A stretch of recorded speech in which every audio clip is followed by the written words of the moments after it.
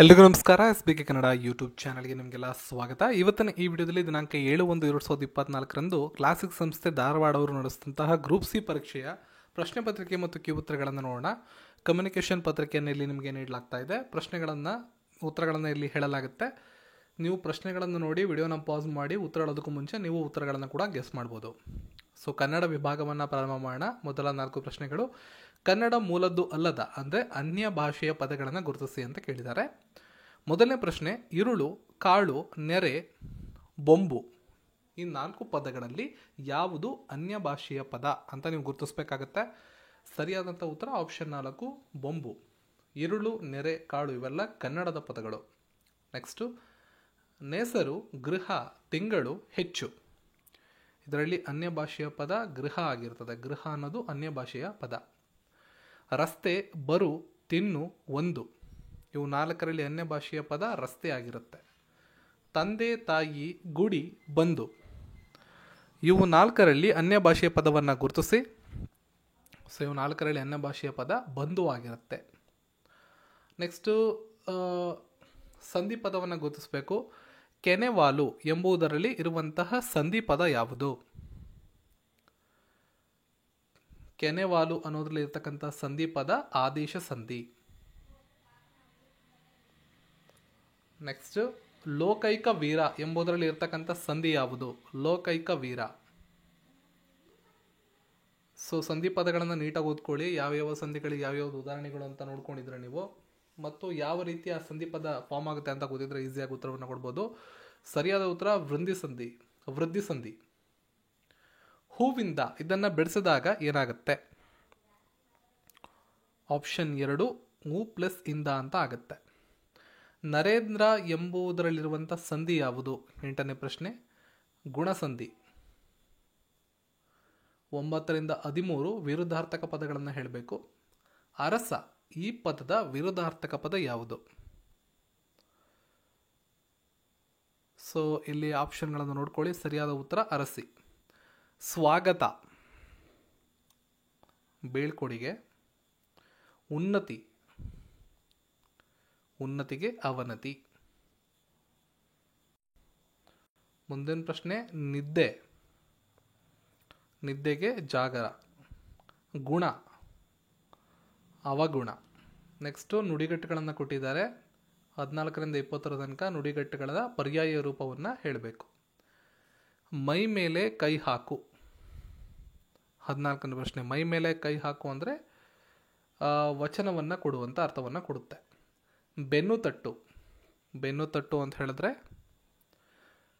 ಹುರುಪು ಕೊಡೋದು ಪ್ರೋತ್ಸಾಹಿಸೋದು 2 ಆಗೋದ್ರಿಂದ ಆಪ್ಷನ್ 3 1 ಮತ್ತು 2 ಸರಿಯಾಗತ್ತೆ. ಗುಡ್ಡಕ್ಕೆ ಕಲ್ಲು ಹೊರು.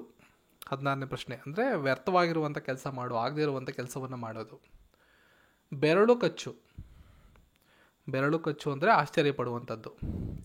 ನೆಕ್ಸ್ಟು, ಕಾಲಿಗೆ ಬುದ್ಧಿ ಹೇಳು ಅಂತ ಹೇಳಿದ್ರೆ ಓಡಿ ಹೋಗೋದು. ಗಿಳಿಯೋದು 19ನೇದು. ಗಿಳಿಯೋದು ಅಂದರೆ ಅರ್ಥ ತಿಳಿಯದೆ ಓದೋದು. ಸೊ ಮುಂದಿನ ಪ್ರಶ್ನೆ,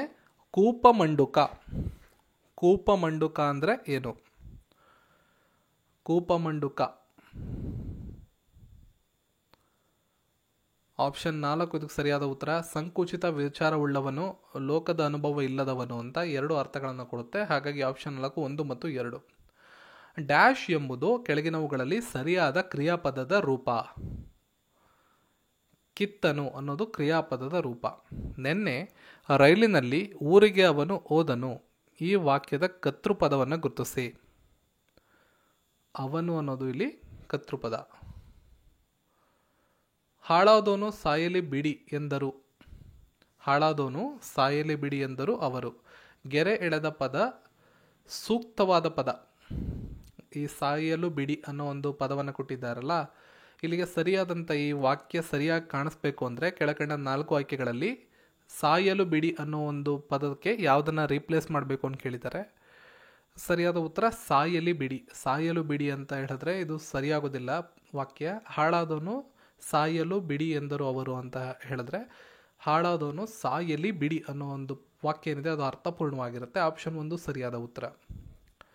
ಸಿದ್ಧರಾಮ ಚರಿತೆ ಕಾವ್ಯದಲ್ಲಿ ಬಳಕೆಯಾದಂಥ ಷಟ್ಪದಿ ಯಾವುದು? ವಿಡಿಯೋವನ್ನು ಪಾಸ್ ಮಾಡಿಬಿಟ್ಟು ಉತ್ತರವನ್ನು ಕೊಡೋ ಪ್ರಯತ್ನವನ್ನು ನೀವು ಮಾಡ್ಬೋದಾಗಿರ್ತದೆ. ವಿಡಿಯೋವನ್ನು ಪಾಸ್ ಮಾಡಿ ಉತ್ತರವನ್ನು ಕೊಡಿ. ಹೆಚ್ಚಿನ ಮಾಹಿತಿಗಳಿಗಾಗಿ, ಕ್ವಶನ್ ಪೇಪರ್ಗಳಿಗಾಗಿ ಟೆಲಿಗ್ರಾಮ್ಗೆ ಜಾಯ್ನ್ ಆಗೋದನ್ನು ಬಿಡಬೇಡಿ. ಡಿಸ್ಕ್ರಿಪ್ಷನಲ್ಲಿ ಲಿಂಕ್ ಅವೈಲೇಬಲ್ ಇದೆ. ದಿನ ಮಾಕ್ ಟೆಸ್ಟ್ಗಳನ್ನು ಕೂಡ ಕೊಡ್ತಿರ್ತೀವಿ. ಪೊಲೀಸ್ ಪರೀಕ್ಷೆ ಇರ್ಬೋದು, KPSC ಎಲ್ಲ ಪರೀಕ್ಷೆಗಳಿಗೂ ಕೂಡ ಮಾಕ್ ಟೆಸ್ಟ್ಗಳು ಅವೈಲೇಬಲ್ ಇರ್ತದೆ. ಡಿಸ್ಕ್ರಿಪ್ಷನಲ್ಲಿ ಹೆಚ್ಚಿನ ಮಾಹಿತಿ ಇದೆ. ಟೆಲಿಗ್ರಾಮ್ಗೆ ಜಾಯ್ನ್ ಆಗಿ ಅಥವಾ kpscjunction.in ಅನ್ನೋ ವೆಬ್ಸೈಟ್ಗೆ ಹೋಗಿ ಮಾಹಿತಿಗಳನ್ನು ನೀವು ಪಡ್ಕೋಬೋದಾಗಿರ್ತದೆ.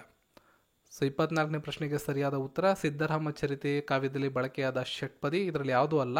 ಆಪ್ಷನ್ 4 ಯಾವುದು ಅಲ್ಲ. ಕಪ್ಪು ಹಲಗೆ ಇದು ಯಾರು ಬರೆದ ನಾಟಕ? ಕಪ್ಪು ಹಲಗೆ ಬರಗೂರು ರಾಮಚಂದ್ರಪ್ಪ. ಚಕೋರಿ ಕಾವ್ಯದ ರಚಕ ಚಂದ್ರಶೇಖರ್ ಪಾಟೀಲ್. ಸೊ ಚಕೋರಿ ಕಾವ್ಯವನ್ನು ಯಾರು ಬರೆದಿದ್ದಾರೆ ಅಂತ ನಿಮಗೆ ಗೊತ್ತಿರಬೇಕು. ಗೊತ್ತಿದ್ದರೆ ಅವರ ಹೆಸರನ್ನು ಗುರುತಿಸಬೇಕು. ಇಲ್ಲ ಅಂದರೆ ಚಂದ್ರಶೇಖರ್ ಪಾಟೀಲ್ ಅನ್ನೋದು ಸರಿ ಇದ್ದರೆ ಆಪ್ಷನ್ 4 ಅಂತ ಹೇಳಬೇಕು. ಇದನ್ನು ಬರೆದಂಥವರು ನಮ್ಮ ಕಂಬಾರರು, ಚಂದ್ರಶೇಖರ್ ಕಂಬಾರ್. ನೆಕ್ಸ್ಟ್, ಕುಲಕುಲವೆಂದು ಹೊಡೆದಾಡದಿರಿ ಎಂದು ಹೇಳಿದವರು ಯಾರು? ಸರಿಯಾದಂಥ ಉತ್ತರ ಕನಕದಾಸರು.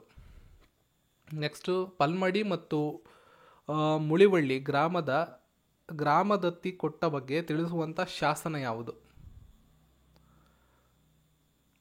ಸೊ ಪ್ರಶ್ನೆಗೆ ಸರಿಯಾದ ಉತ್ತರ ಹಲ್ಮಿಡಿ ಶಾಸನ. ಇದ್ರ ಬಗ್ಗೆ ಮಾಹಿತಿಯನ್ನು ಕೊಡುತ್ತೆ.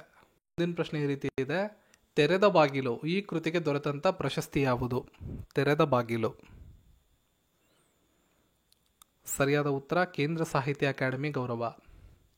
ಆನಂದ ಕಂದ ಕಾವ್ಯನಾಮ ಬೆಟಗೆರೆ ಕೃಷ್ಣ ಶರ್ಮಾ ಅವರದ್ದು. ಸೊ ಇದು ಸರಿ ಇದ್ದರೆ ಸರಿ ಅಂತ ಹೇಳಬೇಕು, ಇಲ್ಲ ಅಂದರೆ ಸರಿಯಾದಂಥ ಕಾವ್ಯನಾಮ ಯಾರ್ದು ಅಂತ ಗುರುತಿಸ್ಬೇಕು. ಸೊ ಬೆಟಗೆರೆ ಕೃಷ್ಣ ಶರ್ಮಾ ಅವರ ಕಾವ್ಯನಾಮ ಆನಂದ ಕಂದ ಸರಿಯಾಗಿದೆ. ಆಪ್ಷನ್ 4 ಸರಿಯಾಗಿದೆ. ಇಳೆ ನಿಮ್ಮ ದಾನ ಬೆಳೆ ನಿಮ್ಮ ದಾನ, ಸುಳಿದು ಬೀಸುವ ವಾಯು ನಿಮ್ಮ ದಾನ, ನಿಮ್ಮ ದಾನವನ್ನುಂಡು ಅನ್ಯರ ಹೊಗಳುವ ಕುನ್ನಿಗಳೆನೆಂಬ ಡ್ಯಾಶ್ ಈ ವಚನದ ವಚನಕಾರರು ಅಂಕಿತದೊಂದಿಗೆ ಪೂರ್ಣಗೊಳಿಸಿ ಅಂತ ಹೇಳಿದ್ದಾರೆ. ಸೊ ಅಂಕಿತನಾಮ ಬರುತ್ತೆ ಕೊನೆಗೆ, ಅದನ್ನು ಕಂಪ್ಲೀಟ್ ಮಾಡಬೇಕು. ರಾಮನಾಥ ಅಂತ ಸರಿಯಾದಂಥ ಉತ್ತರ ಆಪ್ಷನ್ 1 ಇದಕ್ಕೆ ಸರಿಯಾದಂಥ ಉತ್ತರ ಆಗುತ್ತೆ. ಇವರು ನವ್ಯದ ಪ್ರಖರ ಕಾಲಘಟ್ಟದ ವಿಮರ್ಶಕರು. ಯಾರಿವರು? ಸರಿಯಾದ ಉತ್ತರ ಗೋವಿಂದರಾಜು, ಗಿರೆಡ್ಡಿ ಗೋವಿಂದರಾಜು ಅವರು. ನಾ ಡಿಸೋಜಾ ಅವರ ಅಧ್ಯಕ್ಷತೆಯಲ್ಲಿ 80ನೇ ಕನ್ನಡ ಸಾಹಿತ್ಯ ಸಮ್ಮೇಳನ ಜರುಗಿದಂಥ ಜಿಲ್ಲೆ. ಇದಕ್ಕೆ ಸರಿಯಾದ ಉತ್ತರ ಕೊಡಗು. ಇಂಪಾರ್ಟೆಂಟು. ಕಳೆದ 5-6 ವರ್ಷಗಳ ಕನ್ನಡ ಸಾಹಿತ್ಯ ಸಮ್ಮೇಳನದ ಅಧ್ಯಕ್ಷರು ನಡೆದಂಥ ಸ್ಥಳ ಎಲ್ಲ ನಿಮಗೆ ಗೊತ್ತಿರಬೇಕಾಗತ್ತೆ. ನೆಕ್ಸ್ಟು, ಈ ಕೆಳಗಿನ ಯಾವುದು ಕುವೆಂಪು ಅವರ ಕೃತಿ ಅಲ್ಲ? ಸರಿಯಾದ ಉತ್ತರ ಹೆಬ್ಬೆರಳು. ಮೈಸೂರನ್ನು ಬಿಡಿಸಿದಾಗ ಕೆಳಕಂಡ ಯಾವ ರೂಪದಲ್ಲಿ ಅದು ಬರುತ್ತೆ? 35ನೇ ಪ್ರಶ್ನೆ ಸರಿಯಾದ ಉತ್ತರ ಆಪ್ಷನ್ 2. ಆಯ್ಕೆ 2 ಏನಿದೆ ಅದು ಕರೆಕ್ಟ್ ಆಗಿದೆ.